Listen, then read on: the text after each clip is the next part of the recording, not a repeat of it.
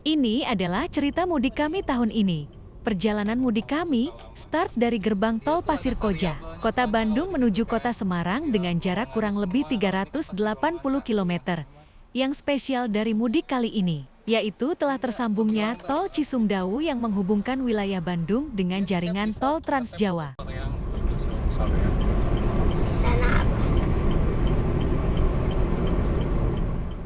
Dari Simpang Susun Pasir Koja, kami bergerak ke arah timur menuju Cileunyi. Simpang Susun ini menghubungkan tol Soroja ke arah Soreang sebagai ibu kota Kabupaten Bandung dengan tol Padalarang Cileunyi.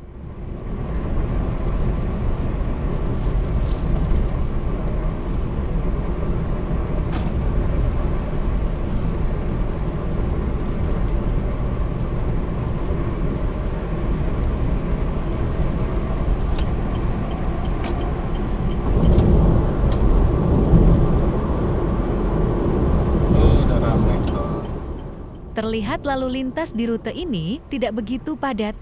Mobil masih dapat melaju di kecepatan maksimal saat berada di lajur paling kanan.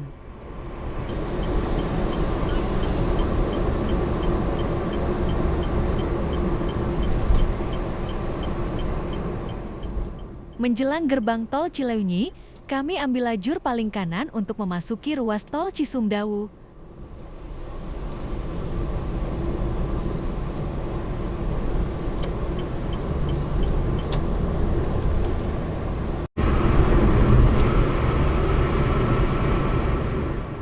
Dua 12 menit menyusuri tol Cisumdawu. Kami tiba di mulut terowongan kembar Cisumdawu yang menjadi ikon ruas tol ini.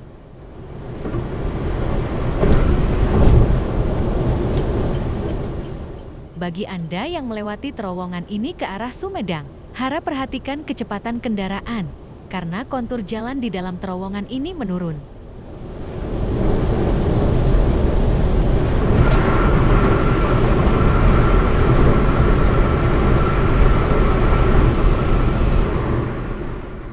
Selepas terowongan, kami berjumpa dengan konvoi kendaraan yang didominasi oleh mobil berplat Bandung atau plat D.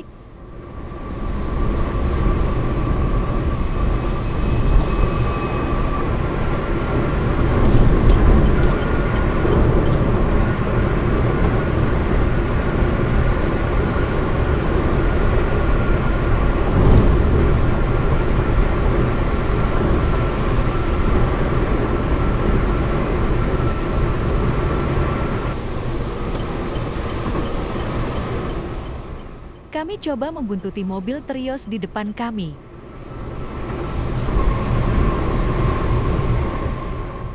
Dan dengan bantuan gravitasi di jalanan menurun, mobil kami berhasil unggul.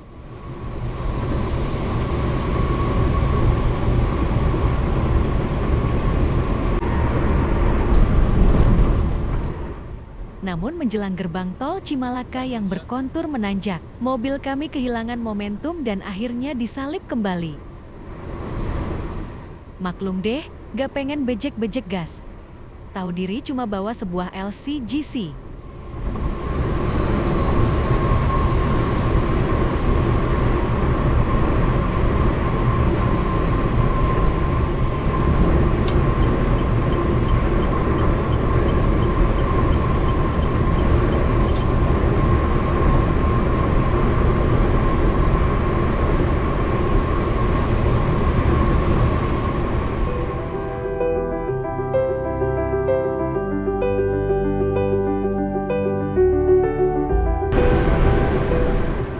Di ruas tol Cisumdawu ini, terdapat sebuah rest area.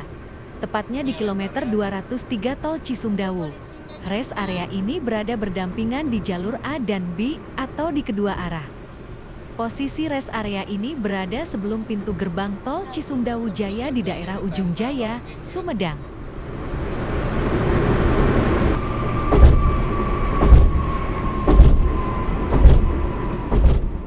Tak lama dari rest area tersebut akhirnya tibalah di ujung tol Cisumdawu yang ditandai oleh gerbang tol Cisumdawu Utama. Dengan asal kendaraan dari Pasir Koja, jumlah tarif tol yang harus dibayarkan di gerbang tol ini adalah sebesar Rp86.500. Berhubung saat ini sedang dilakukan on way di ruas tol Cipali hingga Kali Kangkung, maka di simpang Susundawuan yang ke arah Jakarta ditutup. Bagi yang ingin ke arah Jakarta, untuk saat ini bisa exit di gerbang tol Cisumdawu Jaya. Di sana mobilnya sampai lewat jalan situ. Oh, karena udah dipisahkan ya. Oke, kita langsung menuju tol Cipali. Terdapat 2 buah lajur ke arah timur ini, dengan radius belokan yang cukup baik. Saat melewati titik ini, mobil masih dapat dipacu di kecepatan 80 km per jam dengan sangat stabil. Yeah. Ya, welcome to the jungle. Enak banget ya kontraflow. Terlihat kepadatan arus lalu lintas yang sangat padat saat pertemuan arus dengan ruas tol Cipali ini. Sangat berbeda dengan ruas tol Cisumdawu tadi. Kepadatan lalu lintas ini tentu mempengaruhi kecepatan rata-rata kendaraan di jalan tol. Langsung padat.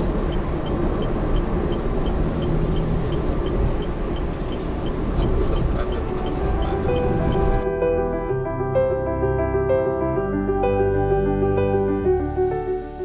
Selain faktor kepadatan tadi, ada hal lain yang memberikan andil menurunnya kecepatan lintas di tol, yaitu antrian masuk dan keluar kendaraan di sekitar rest area. Dia kanan.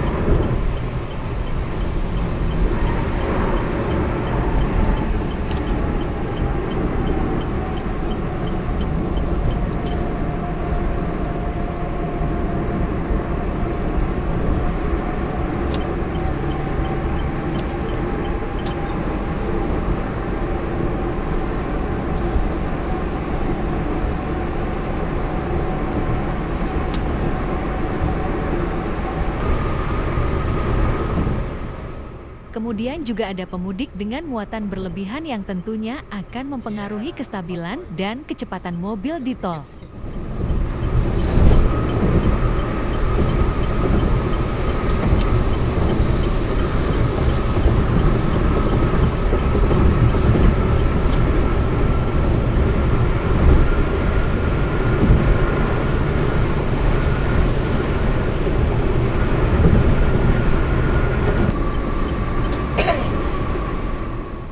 Juga cukup banyak truk yang masih beroperasi di tol ini saat musim mudik.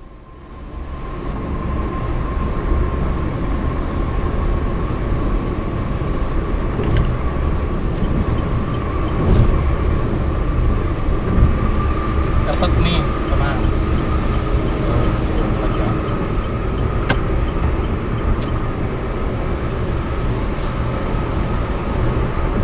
Jaga jarak dulu nih. Tapi jaga jarak.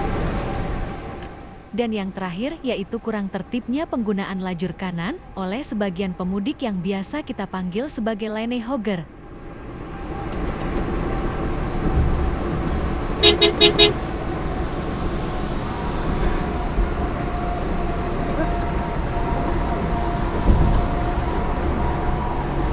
Kiri itu ada bis nggak sih? Depan. Betul sekali, menyalip dari lajur sebelah kiri ini sangta tidak nyaman karena terdapat blind spot lebih luas saat menggeser kendaraan ke arah kiri dengan penggunaan setir kanan. Bisa dibandingkan kecepatan di lajur normal dan lajur on way di sebelah kanan, yang cenderung lebih sedikit volume kendaraannya dengan kecepatan yang relatif lebih tinggi.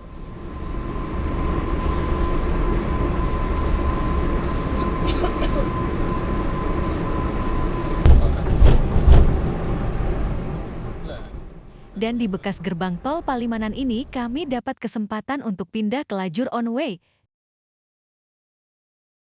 Maaf Pak, mau kontraflow. Di sini bisa. Sorry. Membahas jalur on way ini, untuk fasilitas rest area juga masih tersedia. Hanya saja arahnya menjadi terbalik, karena jalur keluar rest area ini berubah menjadi jalur masuknya. Namun tidak mengurangi fungsi dari rest area itu sendiri. Di lajur on way ini terasa sekali, mobil dapat dipacu di kecepatan yang lebih konstan akibat berkurangnya volume kendaraan dibanding di lajur normal tadi. Tapi di baterai untuk rambu-rambu petunjuk arah sendiri. Pihak pengatur jalan tol sudah memberikan rambu yang sudah cukup jelas namun dengan tulisan lebih kecil saja untuk setiap rest area dan gerbang keluar tol. Jadi harus lebih jeli lagi jika Anda berencana untuk keluar tol sebelum gerbang tol utama di Kali Kangkung. Atau lebih amannya lagi, bagi pengguna tol parsial atau yang tidak sampai gerbang tol Kali Kangkung, kami sarankan untuk tetap menggunakan lajur normal.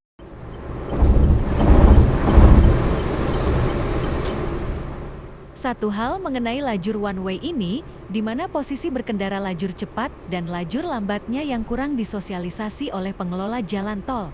Menurut referensi yang kami temukan, jika dalam kondisi one way seperti ini jalur lambat jadi ada di sebelah kanan. Mengingat posisi rest area dan jalur keluar tol akan berada di sebelah kanan. Sedangkan lajur paling kiri akan menjadi lajur cepatnya. Oleh sebab kurangnya sosialisasi tersebut, kami temukan ada mobil yang berhenti darurat di lajur paling kiri.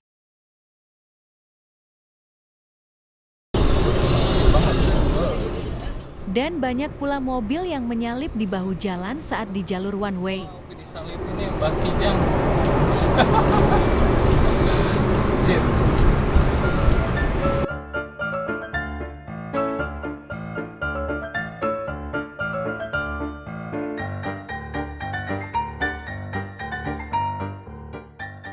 Jadi kesimpulannya dengan lajur one way ini sangat efektif memperlancar arus lalu lintas ke satu arah di musim mudik seperti ini. Namun aspek safety seperti sosialisasi penggunaan lajur di jalur one way ini juga wajib disampaikan dengan baik kepada seluruh pemudik. Yang real. Pukul 8 pagi lebih 33 menit kami melewati jembatan Kali Kuto yang megah ini. Kemudian tepat pukul 9 pagi kami akhirnya tiba di gerbang tol Kali Kangkung yang menjadi titik akhir rekayasa lalu lintas satu arah ini. Jadi masih bisa jalan-jalan kan.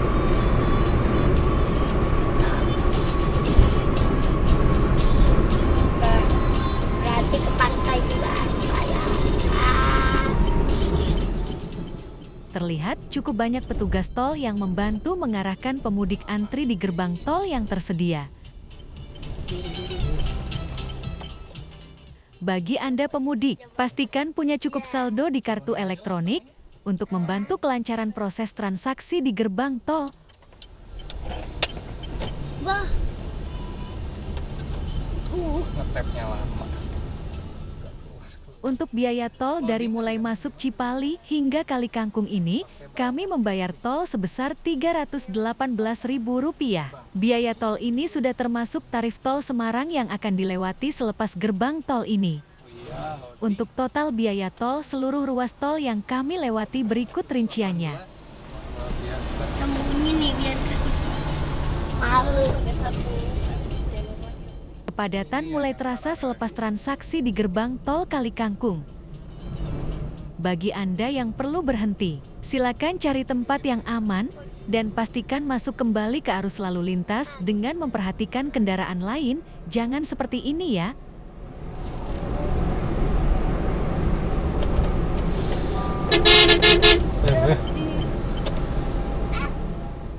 Pastikan mobil sudah punya cukup kecepatan saat mulai masuk ke arus kendaraan di belakang. Satu hal lagi mengenai jalan tol Semarang Abisi di depan. Ada sebuah tikungan di mana mobil yang dari arah barat akan melewati simpang susun Krapiak yang membentuk sudut 270 derajat sebelum masuk ke ruas tol Semarang yang menanjak.